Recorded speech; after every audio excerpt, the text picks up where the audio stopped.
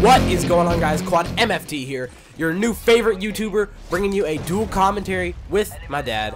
Hello, son. Hello, father. So what do we got going on here today?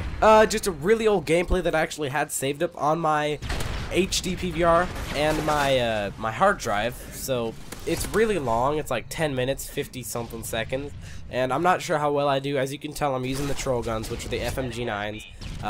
I've changed my ways. I don't even know what level I am. I'm probably a pretty low level. And assassin.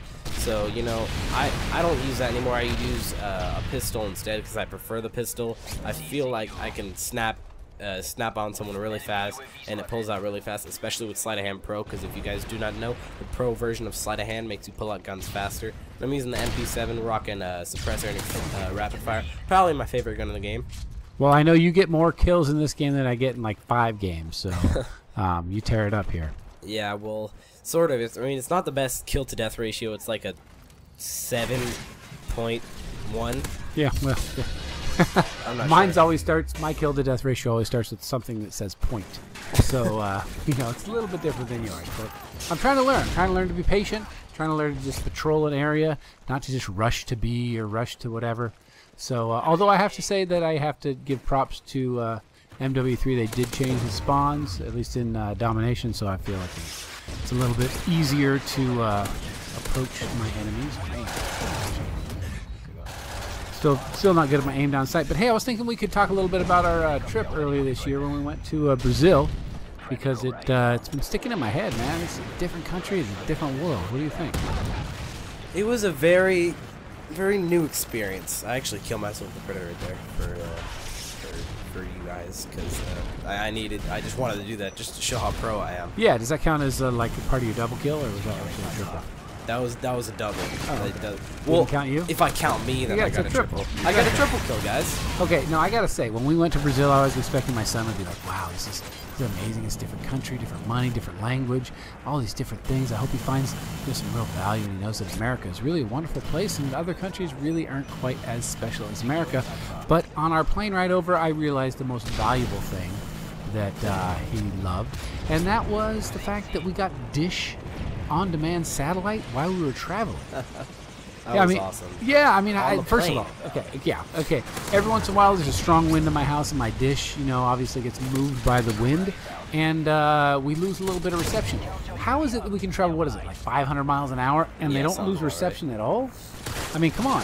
I have to admit, I was kind of impressed too. Paid the extra, whatever it was, $7.99 or whatever, and we watched it the whole way to Brazil. That's when we went to sleep. So we arrived there, and did you know the first thing you notice is the fact that they obviously don't speak English. Pop quiz. What do they speak? They speak Brazilian. Yes, Brazilian, or commonly known as Portuguese, Portuguese. Yeah. Which I know a little bit of Spanish, so I was able to get around. But we really had interpreters there that helped us along the time. Yeah. So yeah, it was pretty. It was kind of cool. I mean, it was different, definitely different. It was definitely different. You know, obviously the time zones are all different and everything. But you know, we arrived there. Extremely humid, like no other. Yeah. Like you walk outside and I wear glasses, and my glasses would steam up. And it was a lot different than the West Coast. So, but the other thing we realized is that it is different. We some guys was giving us a tour around, and he told us about when. Basically, he pulled up to a stoplight, and guys pulled him out of his car, and they grabbed him. They took him hostage, and you'd think his wife would, you know, be able to just call the police and get help, but they really didn't care. And so that's apparently what they do in Brazil. Yeah, is let's explain the police. It's completely different from how we have police here. They're on, most of the time, I'm pretty sure they're on our side. You guys may not feel like that sometimes, but they're on our side. Compared to Brazil. Yeah. They're totally in Brazil, here's the story. Let me break it down for you. The police are just another public enemy. They are out there to steal your money. They're out there to take you and kill you or something like that. Yeah, there's no one watching the police. Yeah, the police are just paid assassins. Yeah, I mean, basically what happened was the guy got kidnapped.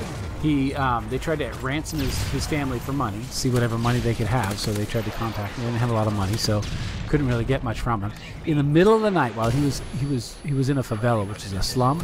Like you guys know the map on favela in Modern Warfare 2 kind of was like that. It does kind of look like that. Only those buildings are much more sophisticated. They're not as primitive, let's say. But anyway, he was in one of those places. In the middle of the night, he escaped. And the way he escaped is he jumped out. And they don't have gutters and things like we have.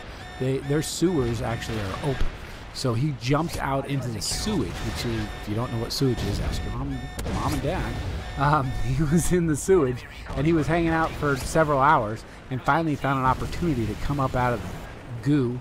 And when he did, he ran to the police station. And he said, "Hey, these guys, they just kidnapped me. They're obviously bad gangster types. I can take them to you, and you can arrest them." And the police said, "Well, how much money you got?" He said, "I don't have money." He said, "Well, then just go home." So the police did not care. They offered to, if he would have given them enough money, they would have gone out and just killed him. Yeah, they said, "We'll go kill him if you want." Which is like, what? I mean, this is one of the police. I mean, sometimes maybe our police feel like they want to, or we would want them to, but our police don't really, at least traditionally, work like that. So that was really an amazing story, and it made you realize that we talked to some other people that brought their kids there. Yeah. And they said, if something bad happens, don't go to the police. Come to us, and we'll figure it out. Whereas usually when I'm raising my kids, I'm like, hey, if something happens, go to a guy in a uniform with a gun and a badge, and he'll make sure that things happen right for you. What if the guy in the uniform is like in Al-Qaeda? Yeah, exactly. Well, that's kind of what it was. Is the gangs have their own rules, and the police have their own rules, and they kind of equally ignore each other or decide who's going to rule the world. So you can't really trust the police to go, all right, well, we're going to do it right, or at least when people are looking, we're going to do it right. So yeah, that was the first thing. So we were always very cautious. Yeah, tell them about the time where we were in the favela and how they like missionaries and yeah, we were fortunate. And so they liked us. We were in the ghetto of the ghetto of the ghetto of the ghetto at night. And normally you don't go to the favelas. As a matter of fact, I've heard something recently where they're like, yeah, that's fine, go to Brazil, but don't go to the favelas. Well, we spent almost all our time in the favelas because we were hosted by some missionaries who we were kind of learning what they do and talking to them and stuff like that. And so we went to the favelas, and we wore our little T-shirt that said we were with the mission, and we hung out with the missionary people. Yeah, and it's also considered to be the third most dangerous place in the world where we went. Yeah, the favelas. Yeah, and one of the top one, if not top two areas of poverty. But anyway, so we were hanging out there, and at one point in the night we were walking around the streets, and they're like, don't put away the camera, don't take pictures, don't take video, because those guys right there, 4 feet away from you, they're selling drugs. And if you take a picture of them, they're part of the gang, and they're going to take the money. So like, okay, we'll keep the cameras away. Yeah, there was like 4 of them. Yeah, so I mean, there was teenage guys doing business, but man, they're hooked up, man. They're connected. They would have killed us if they were taking pictures because they could get to YouTube. I don't know how that stuff works. I'm sure people could put stuff on YouTube somehow. Anyway, so the other thing they like to do is when we first got there, at the first night, they took us downtown. And downtown there's prostitution, and it's actually sponsored by the police, which is interesting because it's, I guess, legal there if the police sponsor it. But anyway, they took us to part of the town where there was these beautiful women. We drove by them, and they were standing on the side of the street. I mean, I gotta say, I'm a married man, and we didn't partake in any of the wares that these beautiful ladies were selling, but they had some killer bodies, and they would stare you down, and we were 3 feet away from them driving by, just looking at them, checking them out, and they're checking us out. We were in like a huge tour bus. Yeah, well, a huge, there's probably 8, 10, 12 seats in that van. But anyway, so they're looking at us, we're looking at them, and the people who were driving us there are like, check them out, they're pretty, and we're like, yeah, they're beautiful. And then the next thing they tell us is that they're not women, they're men. So there were these transvestites that. They were nice up top, but down below they had their twig and berries, and if you were going to participate in some activities with the ladies, you would find out very quickly they were not ladies. Yeah. So that was a startling thing. People would have decided to buy what they were selling, they would have been sorely surprised. So yeah, when we went, what's that movie that came out right after that was like set in Brazil? Oh, it's called Fast 5. Yeah, so that was kind of cool to see after we'd been there.